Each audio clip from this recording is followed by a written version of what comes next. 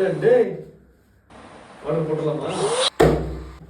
இதுதான் நம்ம பார்த்த அந்த எலக்ட்ரிக் பலூன் பம்பு.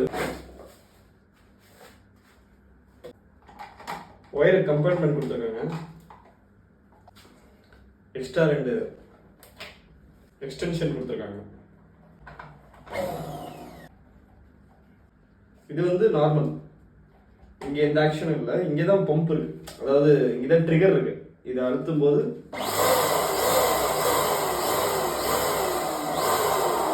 பயங்கர காத்து வச்சுட்டு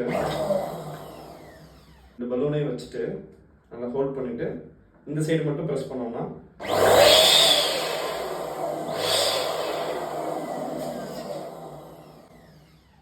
ஒரு செகண்ட்ல ரெடி ஆயிடும்.